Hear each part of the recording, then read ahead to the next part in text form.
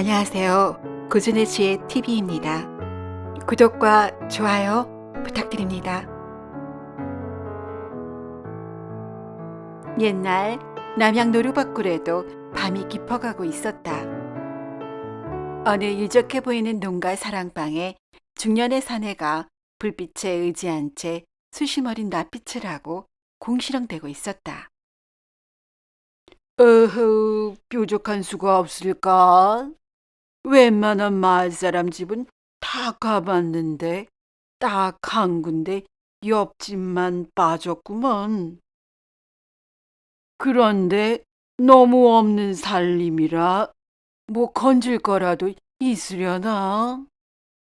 이리 혼자 골몰하고 있는 사내는 강놈이라는 농부인데 가지고 있는 농토가 비옥하여 소출이 좋은 데다 천성이 인색하여 손 안에 들어온 것은 절대 새나가는 법이 없으니 집안에 돈과 곡식이 가득 쌓이게 되어 가난한 마을에서 제법 부유한 것으로 소문이 났다. 하지만 강서방에게는 고질이 있었으니 어두운 밤이 되면 남의 집 개구멍을 기어 들어가서 소소한 물건을 도둑질하는 것이었다. 그의 기행이 언제부터 시작되었는지는 알려진 바가 없으나 인색한 그의 천성이 밑거름이 되어 남의 물건 하나라도 가져와야 재물이 느는 듯하여 재밌거리로 시작된 일이 지금은 자신도 멈추기가 힘든 고질이 되었다. 당시에는 인심이 호환되다 부유한 강서방의 눈치를 아니 볼 수 없었기에 그의 기행을 알고는 있었지만 사람을 해하는 것도 큰 재물을 취하는 것도 아니었기에 마을 사람들은 뒤로는 수군되었지만 대수롭지 않은 일로 여겼다. 에휴, 동이어멈, 어젯밤 그 강서방이 부엌에 들어와서 수저 하나를 가져갔지 뭐유. 참 왜 그러는지. 강서방 마누라는 몰라서 서방 단속을 안 하는 건가요? 있는 놈이 무섭다고 바늘 도둑이 소도둑 된다는데 수년을 그리 살면서도 죄책감이 안 드나 모르겠네. 사람이 인색한 데다 부끄러움마저 없나 봐요. 그냥 관아에 확 고변해 버릴까요?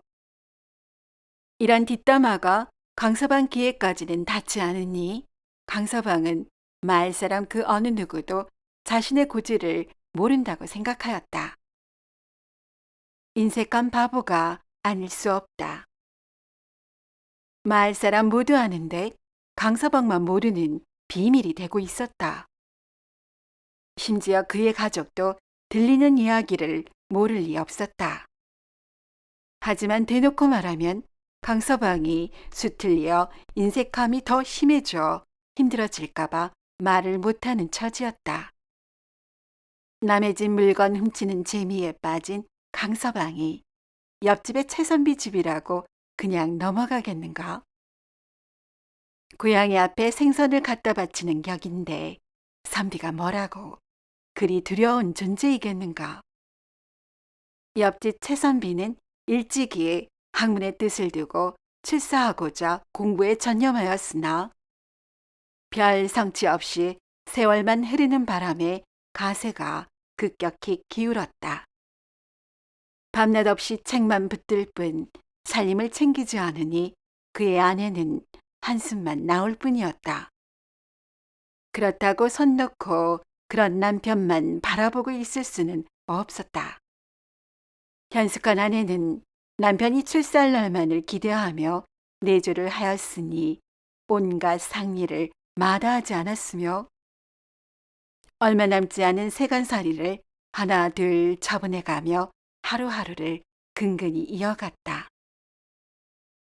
사정이 이러하니 최선비 집에 남은 것이라고는 우뚝 세워져 있는 내 기둥에 바람을 면할 만한 담벼락과 밥만 지어 먹을 조그마한 솥 하나만 덩그러니 부엌 벽면을 차지하고 있을 뿐이었다.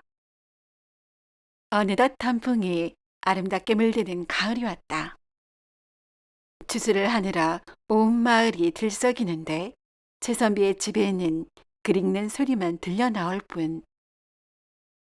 아궁이에 불이 끊긴 지 여러 날이 되어 쓸쓸한 정적만이 감돌았다.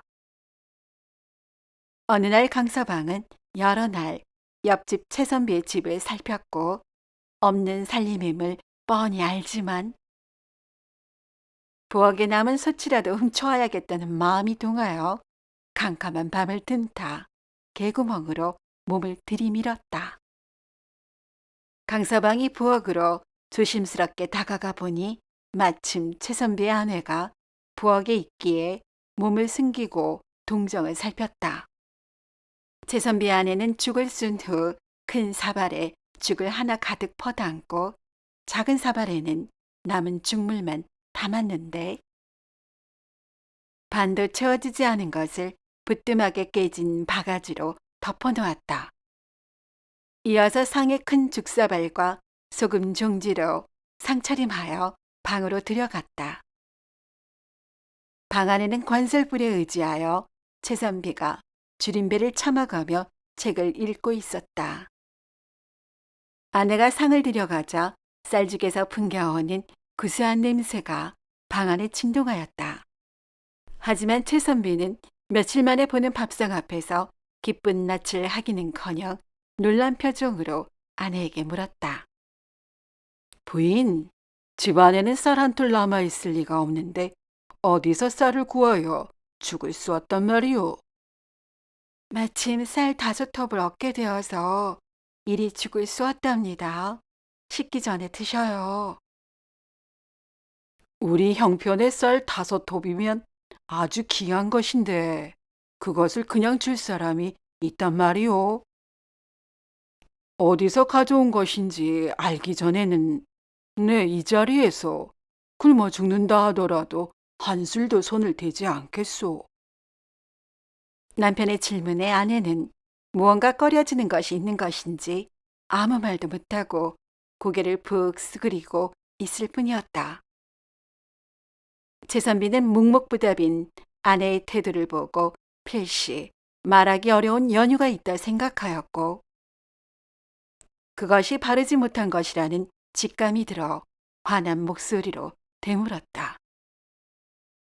부인이 정말을 못하겠다면 이 길로 친정으로 돌아가시오. 장차 100년을 해로할 사이에 남편을 속여가면서까지 말 못할 것이라면 서로 헤어지는 것이 마땅할 듯하오. 남편의 이런 완강한 고집을 대하는 것이 오늘만 그러한 것이 아니라 때때로 있는 일이어서 남편을 잘 아는 아내는 더 이상 숨길 수 없다는 생각에 남편에게 모든 것을 소상히 말했다. 늘 배고픔에 허덕이는 아내는 평소 옆집 강서방의 눈 옆을 지날 때마다 누렇게 익어가는 벼가 눈에 들어왔다. 오늘따라 저녁 허기를 참을 수 없던 아내는 사람이 없는 틈을 타 벼를 훑으니 몇 톱이 나와 죽을 쓴 것이라고 했다. 저야 어찌 되든 상관없으나 이리 하지 않으면 서방님의 몸에 탈이 날 것이 염려되어 부득이 한 일이에요. 제가 잘못은 하였으나 훗날 오늘 일을 얘기하고 삭바느질로 갚으려고 했습니다. 부디 화를 푸시고 허기를 면하셔요. 남편은 아내의 말을 듣고 화를 내면서 제각기 노력한 만큼 밥을 먹고 지내도록 한 것이 하늘의 이치요. 이런 이치에 따라 많은 이들이 자신에게 맞는 전직에 종사하거늘 능력 없이 책만 읽는 선비가 굶는 것은 당연한 것인데 어찌 남들에게 누를 끼치겠느냐며 말을 이었다. 부인의 잘못이 여기에 이르렀으니 참으로 한심한 노릇이오. 이런 생각을 고치지 않는다면 훗날 다른 사람들에게 누를 미칠까 염려가 되니 빨리 나가서 해초리 하나를 꺾어 오시오. 아내는 자신의 잘못이 작지 않음을 느끼고 남편의 말에 항변 한마디 없이 회초리를 해가지고 들어오니 남편은 아내의 종아리를 걷게 하였다. 남편은 해초리를 3번을 친 후 자신 또한 아내의 행동에 책임이 있으니 자신에게도 회초리를 대었다. 그리고 이내 죽을 모두 내다버리라고 했다. 아내는 잠자코 남편이 시키는 대로 남편의 죽과 함께 부뚜막에 놓아둔 자신의 죽물까지 합쳐 밖에다 내다버리고 방에 들어와 힘없이 방바닥에 쓰러져 숨죽여 흐느꼈다. 아내의 흐느낌은 최선비의 귓가에 맴돌며 잦아들지 않았으니 내려다보는 책장의 글씨들이 흐릿하게 얼룩진 듯 눈앞을 가렸다. 능력 없는 가장을 만나 고생하는 아내에게 위로의 말은 못할 망정 훗날을 경계한답시고 회초리를 대었으니 그 자신의 가슴은 찢어질 듯 하였다. 깊은 밤 슬픈 정적 속에 휩싸인 최선비의 방문 밖에서는 아무런 숨소리조차 내지 못하고 강서방이 이 모든 것을 듣고 보고하였다. 강서방은 솥을 도둑질하려고 들어왔다가 뜻하지 않던 상황을 만나 최선비 부부의 행동을 엿본 후 마음의 울림을 억제할 수 없었다. 강서방은 그냥 재미로 하는 일이니 남들에게 해가 되는 것도 아니라고 위안을 삼았던 자신의 행동에 부끄러움이 밀려왔다. 자신이 하는 일은 작은 물건에 손을 대어도 그것은 도적질이었으니 양심의 가책을 느껴 후회하는 마음이 복받쳐 일어났다. 강서방은 그 길로 슬그머니 최선비의 집을 빠져나와 자신의 집으로 가서 쌀 한 마리를 자루에 담고 쌀로 밥을 지어달라고 자는 아내를 깨워 부탁했다. 밥이 준비되자 쌀자루와 함께 손수 상을 들고 최선비 집으로 찾아갔다. 최선비는 깊은 밤에 평소 내왕이 없었던 강서방이 손수 밥상을 들고 와 권하니 황당한 기색으로 사양했다. 아니 야심한 밤중에 밥상이라니 뭔 일이오? 무슨 연유로 가져온 것이오? 합당한 연유가 없다면 받을 수 없소이다. 예상하던 바대로 최선비가 사양할 것을 짐작이라도 한 듯이 강서방은 마당에 무릎을 꿇고 자신이 도둑질하러 들어왔다가 보고 들은 바와 최선비의 처사를 보고 감복하여 깨닫게 된 바를 얘기했다.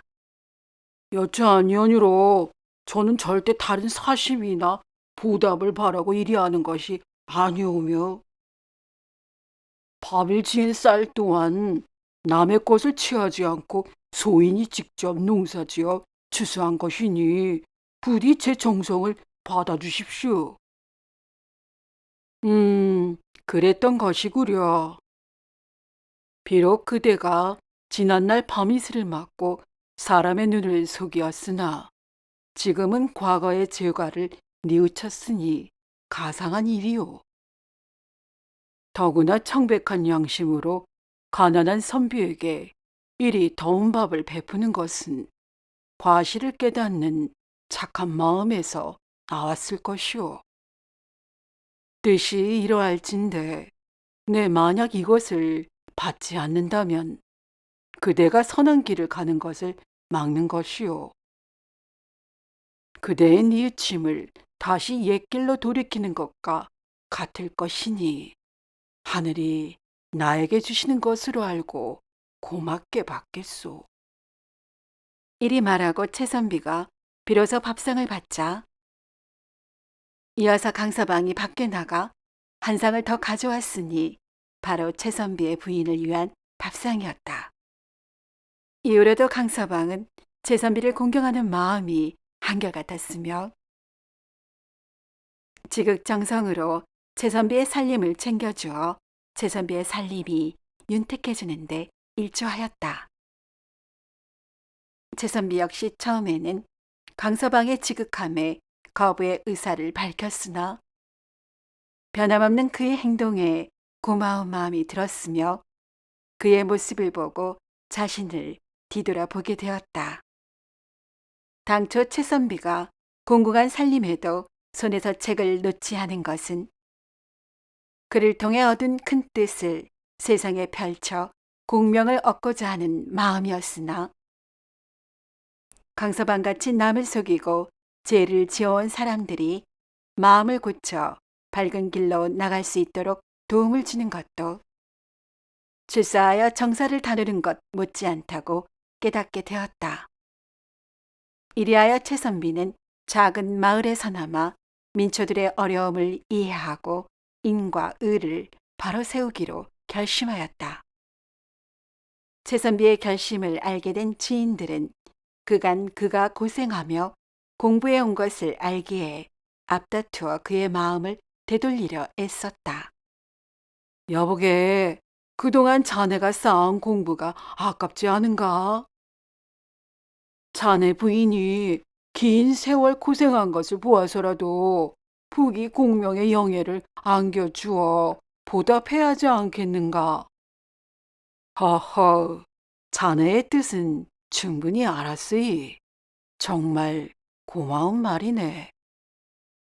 허나 배움의 쓰임이라는 것은 제각각인 것을 어찌 출사하고자 과거에 응시하는 것만이 길이겠는가?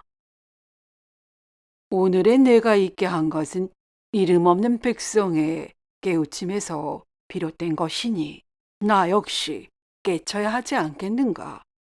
이해해 주게나. 이렇게 지인들의 만류를 부리친 최선비는 이후로도 마음이 편치 않았으며 그 아내 역시 남편의 뜻을 지지하여 이웃을 돕고 배움을 나누며 행복하게 여생을 보냈다고 전해진다. 오늘도 이야기를 시청해 주신 여러분께 감사드립니다. 재미있는 이야기로 곧 찾아뵙겠습니다.